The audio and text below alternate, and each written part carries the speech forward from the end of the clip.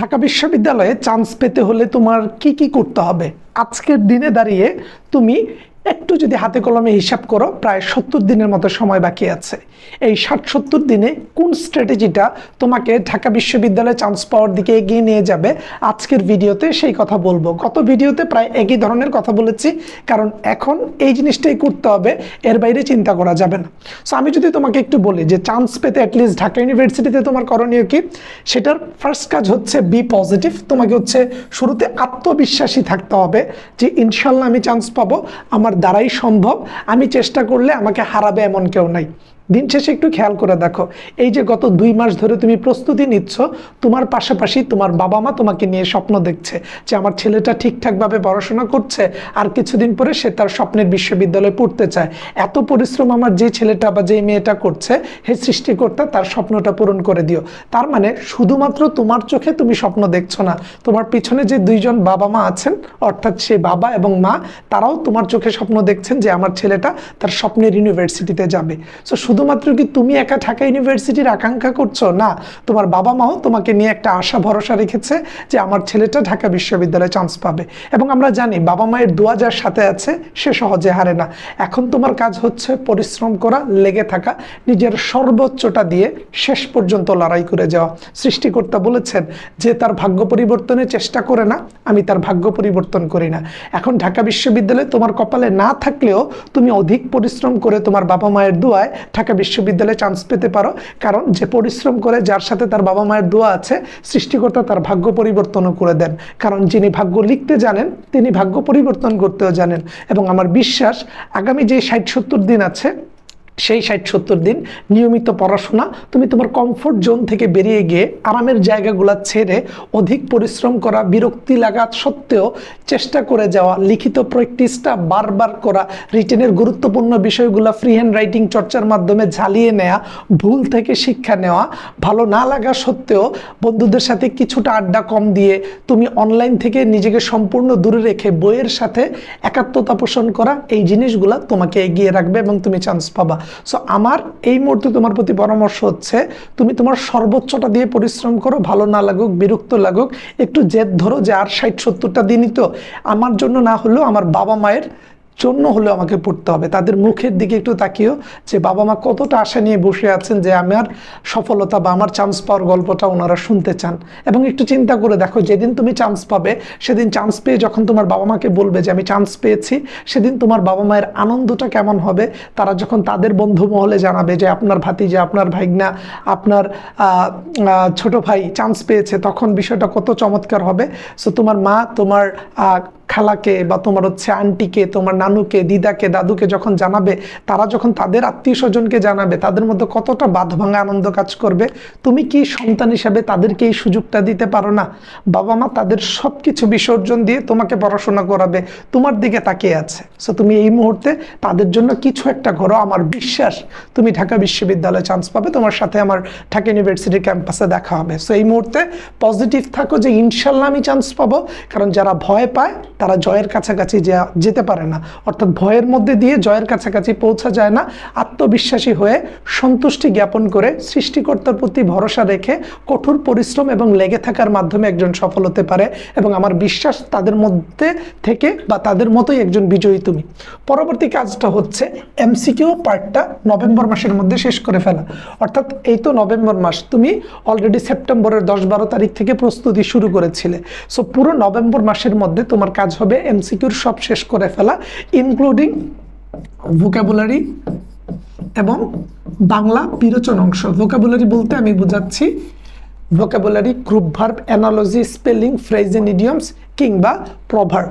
এবং বিরোচন অংশ বলতে আমি বোঝাচ্ছি এক কথায় প্রকাশ, সমার্থক শব্দ, বাগধারা, বিপরীতার্থক শব্দ, পারিভাষিক শব্দ কিংবা প্রবাদ প্রবচন, এগুলো থেকেও কিন্তু প্রশ্ন আসে। সো তুমি যেমন ইংরেজি গ্রামার পড়বা, ফার্স্ট পেপার পড়বা, বাংলা ফার্স্ট পেপার, নাটক, উপন্যাস, বাংলা ব্যাকরণ, সাধারণ জ্ঞানের A to Z, সাম্প্রতিকটা না হয় তুমি ডিসেম্বরে পড়ো, সমস্যা নেই। ঠিক অন্যদিকে হিসাব বিজ্ঞান, ম্যানেজমেন্ট, মার্কেটিং, ফিনান্সের A to Z এমসিকিউ পার্টটা তোমার নভেম্বরের মধ্যে শেষ থাকতেই হবে যদি তুমি ঢাকা বিশ্ববিদ্যালয়ে চান্স পেতে চাও। যারা একটু পরে শুরু করেছো তারা একটু আস্তে ধীরে করো। সো নভেম্বরের মধ্যে যেন এমসিকিউর A to Z শেষ হয়ে যায় এবং তুমি যেন আগের পড়াগুলোকে বারংবার রিভিশন দিয়ে রাখো।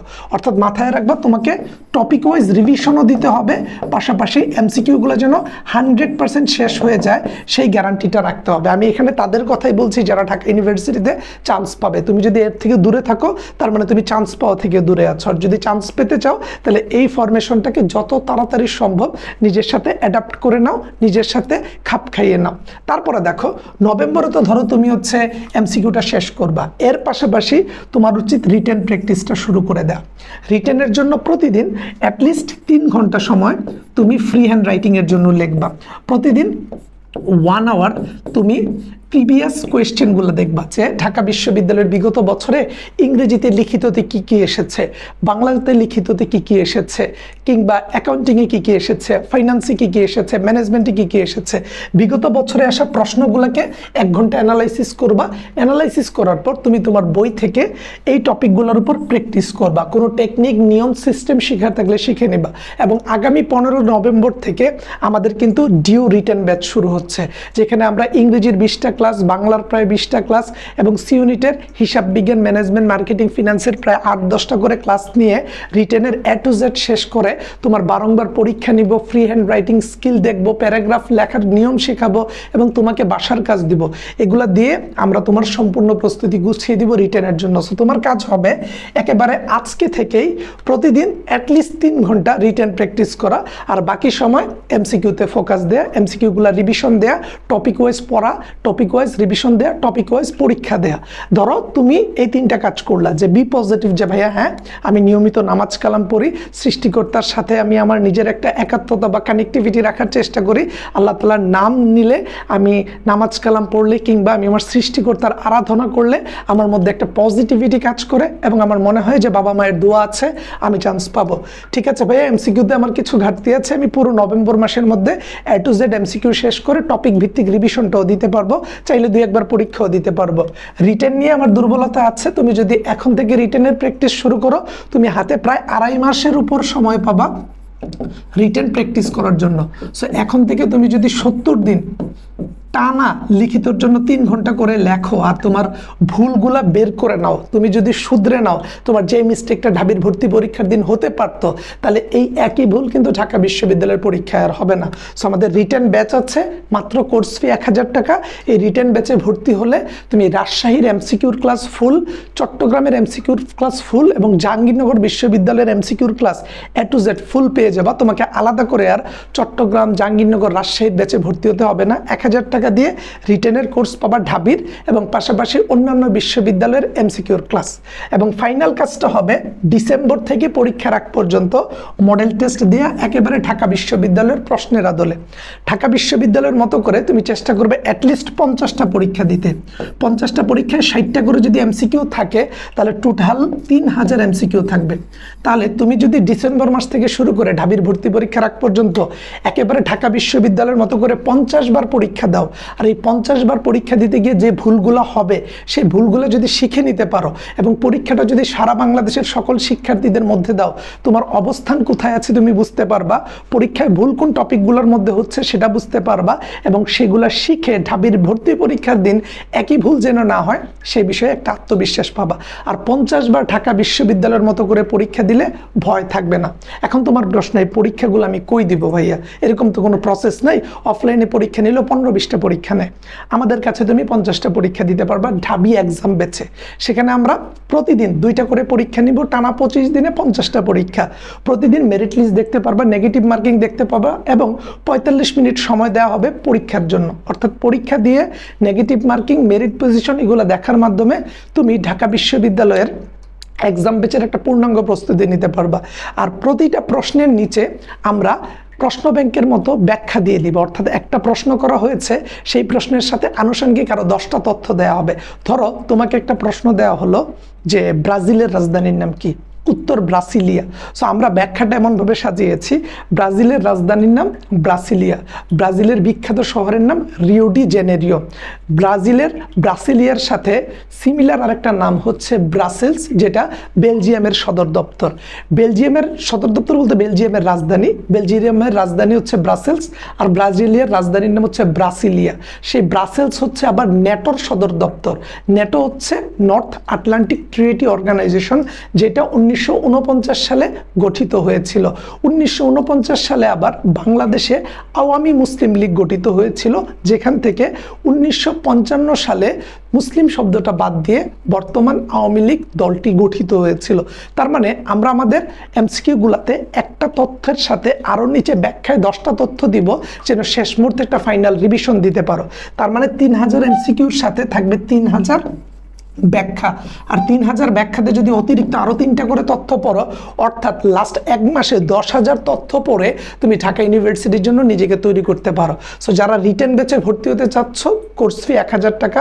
এখানে রাজশাহীর পরীক্ষার ক্লাস অর্থাৎ রাজশাহীর এমসিকিউ প্রিপারেশন হয়ে যাবে, চট্টগ্রামের এমসিকিউ প্রিপারেশন, জাহাঙ্গীরনগরের এমসিকিউ প্রিপারেশন।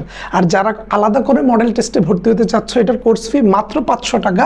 তুমি 500 টাকা দিয়ে পাচ্ছ আমাদের ফাইনাল সাজেশন ঢাবির জন্য, এবং প্রতিটা প্রশ্নের ব্যাখ্যা সহ পিডিএফ, এবং তুমি পাচ্ছ আমাদের এই পরীক্ষা দিয়ে তোমার মেরিট পজিশন যাচাই করার সুযোগ। অর্থাৎ টানা তুমি পরীক্ষা দিতে পারবা 50টা, 60টা করে এমসিকিউ, 3000 ব্যাখ্যা সহ পিডিএফ, মেরিট পজিশনে নিজেকে যাচ করতে পারবা। যারা আমার আগের ব্যাচগুলোতে ভর্তি হয়েছ, তাদেরও আলাদা করে এই কোর্সটা কিনতে হবে। তোমরা যে ব্যাচে ভর্তি হয়েছো সেখানেও আমরা আলাদা করে মডেল টেস্ট নিব, বাট এই মডেল টেস্টটা আলাদাভাবে 50টা নিব সমগ্র বাংলাদেশের সকল শিক্ষার্থীদের মধ্যে, যাতে করে তুমি তোমার যোগ্যতাটা বুঝতে পারো। সো যারা ভর্তি হতে চাচ্ছ, তারা আমাদের এই 2টা নাম্বারে কল দিতে পারো। আমরা রিটেনের জন্য ক্লাস নিব, রাজশাহী, চট্টগ্রাম এবং জাহাঙ্গীরনগরের ক্লাস পেয়ে যাবা তুমি যদি আমাদের রিটেন ব্যাচে ভর্তি হও। আর যারা আলাদা করে শুধু 500 টাকার এক্সাম ব্যাচে ভর্তি হতে চাচ্ছ, ভর্তি কার্যক্রম চলমান আছে। আমরা বেশি স্টুডেন্ট নিব ভাবছি না, আমরা ভাবছি যে শুধুমাত্র 2000 স্টুডেন্টকে আমরা আমাদের ব্যাচে ভর্তি নিব। সো সেই 2000 জনের মধ্যে একজন তুমি থাকতে চাইলে আমাদের এই নাম্বারে কল দিতে পারো, ফেসবুক পেজে ইনবক্স করো, কিংবা তুমি আমাদের সাথে ফোনে কথা বলে বিস্তারিত জেনে ভর্তি হতে পারো। সি ইউনিটের জন্য আমাদের রিটেন ক্লাস আছে, এই ব্যাচে ভর্তি হলে রাজশাহী, চট্টগ্রাম, জাহাঙ্গীরনগর এবং গুচ্ছের ক্লাস ফ্রি, এবং এই ব্যাচে ভর্তি হলে রিটেনের ঢাবির A to Z সাপোর্ট পাবা, অন্যান্য বিশ্ববিদ্যালয়ের এমসিকিউর সাপোর্টটা পেয়ে যাচ্ছ। আর পাশাপাশি তুমি রিটেনের সাথে আমাদের এক্সাম ব্যাচে ভর্তি হতে চাইলে সেম নাম্বারে কল দিতে পারো, আমাদের পেজে ইনবক্স করতে পারো। এক্সাম ব্যাচ প্লাস রিটেন সম্পূর্ণ প্রস্তুতি গুছিয়ে দেওয়ার দায়িত্ব নিচ্ছি আমরা।